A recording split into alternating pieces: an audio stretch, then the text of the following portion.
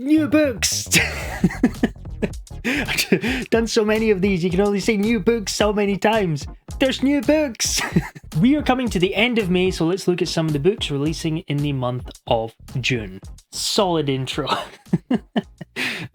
Coming out on June 4th, we have Hell for Hire. The Crew, a hulked-out wrath demon who eats gamer rage and loves cats. A shape-shifting lust demon who enjoys their food a bit too much. And a void demon who doesn't see the point of any of this. They're not the sort of mercenaries you'd hire on purpose, but Bex wouldn't trust her life to anyone else. Ever since the ancient Mesopotamian king Gilgamesh decided death wasn't for him, killed the gods, and conquered the afterlife, times have been rough for a free demon. But the denizens of the Nine Hells aren't the quitting sort, and Bex and her team have been choking a living out of the Eternal King's lackeys for years. It's not honest work, but when heaven itself declares you a non-person, you smash and grab what you can get. This next gig looks to be more of the same, until Bex meets the client. This one sounds like pure chaos. It has a king that's conquered the afterlife and now the demons run wild. We follow this very quirky sounding crew as they try and make a living and survive in this free hell. This does sound like a lot of fun. It sounds like it would be quite a funny and entertaining read. So if you're looking for a little chaos, Hell for Hire, June 4th. Also coming out on June 4th, we have the complete opposite type of story, The Gods and the Gumiho, which has a beautiful cover. Kim Haney has retired from a life of devouring souls. She is, simply put, too full. Once known as the infamous Scarlet Fox, she now spends her days working in a coffee shop and annoying a particularly irritating, if unfairly handsome, trickster god as often as she can. That god is Sioka the Fallen. Exiled from the heavenly kingdom of Okwang, he now begrudgingly resides in the mortal realm, working toward his redemption and suffering through his interactions with a particularly infuriating, if sneakily charming, Gumiho barista at his favourite cafe. But when a powerful demon escapes from the underworld and threatens to end all of humanity, Okwang's emperor offers Seoka an enticing bargain. Kill this rogue creature, as well as the legendary and elusive Scarlet Fox, and he will be reinstated as a god. As Seoka's assistant, Hani will undermine and sabotage his investigation right under his overly pointy nose. Sure, she'll help him kill the demon, but she certainly won't allow him to uncover her secret identity while they're at it. Not normally a huge fan of romance, but I do really like the dynamics of this story. If you're looking for a bit of urban fantasy, sprinkling of romance with this sort of Korean-inspired fantasy with murder mystery elements, check out The Gods and the Gumiho. Coming out on June 11th, we have The Fire Within Them by Matthew Ward. Another one with a beautiful cover. And this is the sequel to The Darkness Before Them, which is also stunning. Because this is the sequel, we will go over the synopsis for book 1, and then if you've read that, you'll know if you want to continue on to the sequel. These are dark times for the kingdom of Kalad, as the magical mists of the Vale devour the land. The populace struggles beneath the rule of ruthless, noble houses and their uncaring immortal king. Kat doesn't care about any of that. A talented thief, she's pursuing one big score that will settle the debt that destroyed her family. No easy feat in a realm where endangered spirits hold vigil over every vault and treasure room. However, Kat is unique. She can speak to those spirits and even command them, and she has no qualms using her power to her advantage. Kat's not a hero. She just wants to be free, to have her old life back. But as rebellion rekindles and the war for Kalad's future begins, everyone, Kat included, will have to pick a side. I've been really intrigued to check this series out. It reminds me a lot of Mistborn, this sort of young girl who lives on the streets and she's trying to do this heist. Unlike Vin, it is for the money and the fact that she's trying to clear this debt. However, she's probably going to get roped into this rebellion. It just sounds a lot like Mistborn, and I love Mistborn. It even has an immortal king and a veil that covers the land. This sounds really cool. I'll be interested to know if anyone has read The Darkness Before Them. What did you think of it? Is it a bit like Mistborn? And coming out on June 14th, we have Silence is Silver, my book. This is a prequel novella to Harbinger of Justice. However, you do not have to have read Harbinger of Justice to read the novella. You can read the novella first. And also the ebook to the novella will be completely free. So if you want that emailed to you on June 14th, sign up for my mailing list in the description below and that'll be sent out. And there will be physical copies later as well. So let's go over the synopsis. Pain is a lie, told to us by weakness. The Erdal believe pain is inevitable. But if one can lean into that suffering, they can achieve anything. Beneath the desert sands, Bass has spent his entire life training to become a fully fledged Erdal, and now the time has come to prove his worth. First, he must drink from the seeing bowl to clear his clouded mind and witness visions bestowed to him by ancient deities. Next, he must prove strength of body with the passage of the High Pass. But destiny shrouded in red and strength of arm will not be enough to survive its true tests. Will he ascend to a full Erdal, or will his visions of blood come to pass? The turning season has begun.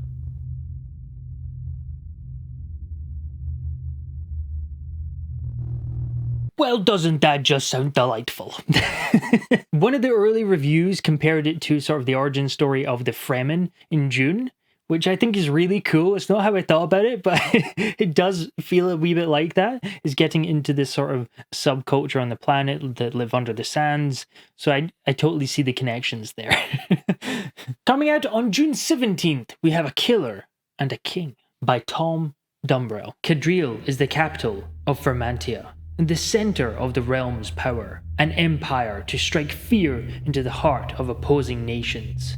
But could a motivated killer bring the giant to its knees? Prince Leander is frustrated with his present position, always keeping one eye on the future. He's never short of grand plans, but just how true can he remain to his principles? And will the elusive Cadriel killer let him live to see his ambitions realized?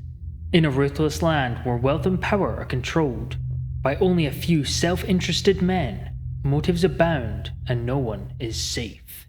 I believe this is a murder mystery fantasy. And if you've been watching the channel recently, I currently have a thing for murder mystery fantasies.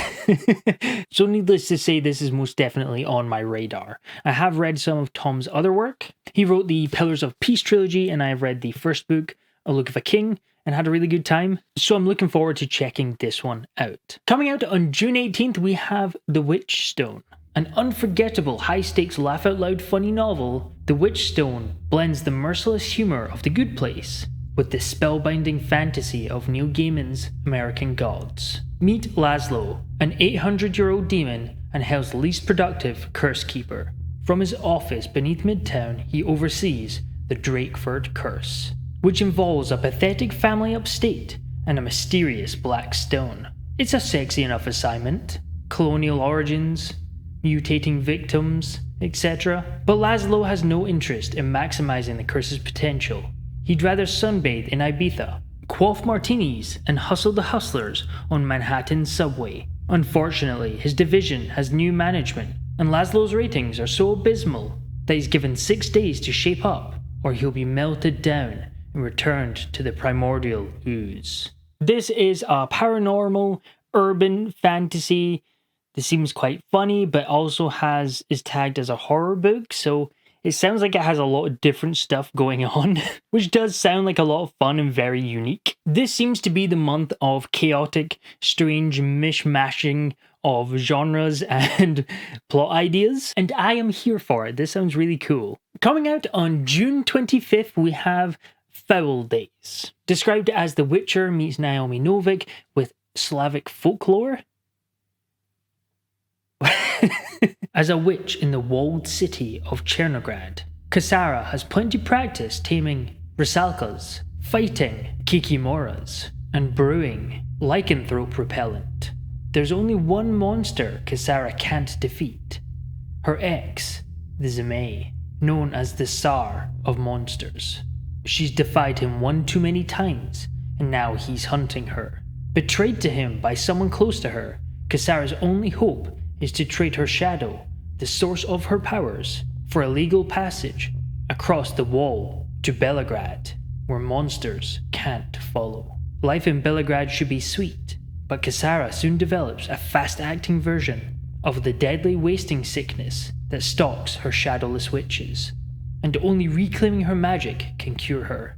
To trace her shadow, she'll have to team up with a suspiciously honourable detective investigating the death of a smuggler who brought her across the wall. Even worse than working with the cops is that all the clues point in a single direction.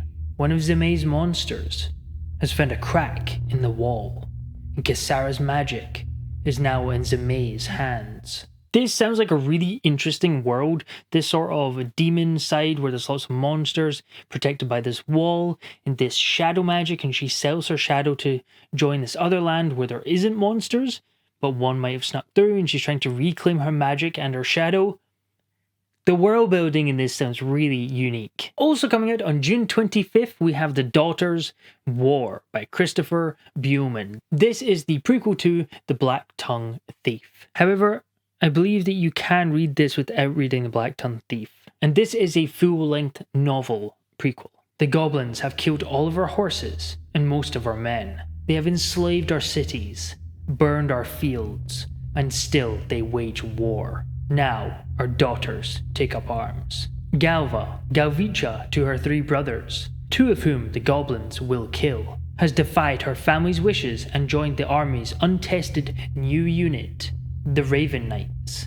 They march toward a once beautiful city overrun by the goblin horde, accompanied by scores of giant war corvids made with the darkest magics.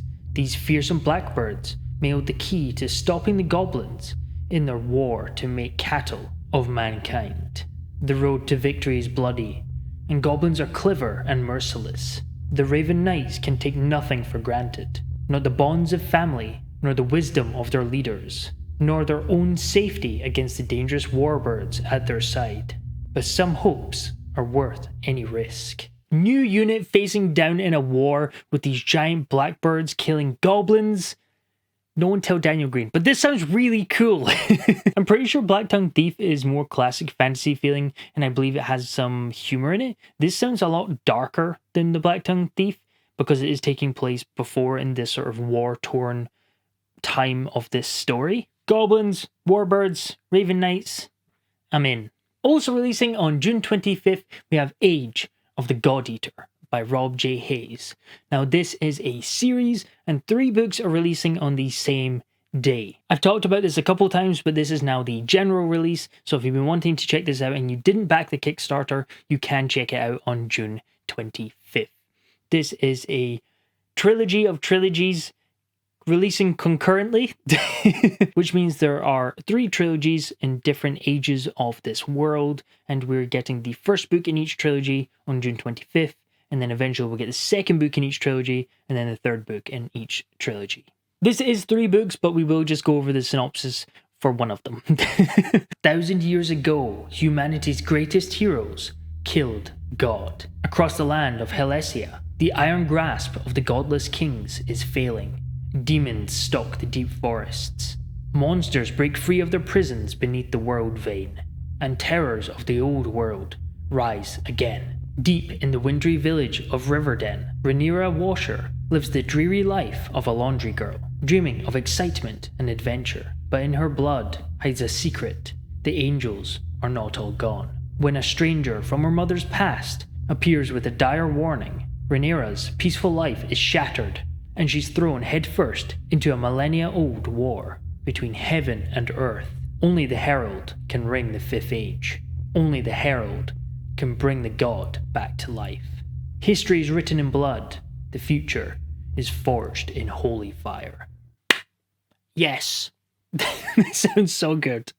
This whole series sounds so good, and I cannot wait to read this. Not only has it got one of the most unique setups of this 3 trilogies, but also just the story itself sounds fascinating, and also magic where you eat angel flesh.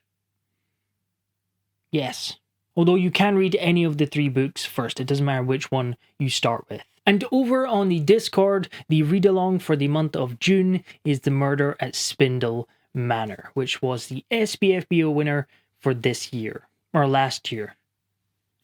the 2023 SBFBO winner that got the results just recently. So if you want to join the read along for that, you can join the Discord in the description below. But let me know, what will you be reading in the month of June? Do you plan on checking any of these out, or will you be reading some of the backlog? Let me know. And thank you very much for watching. Outro. I'm just gonna devolve into madness.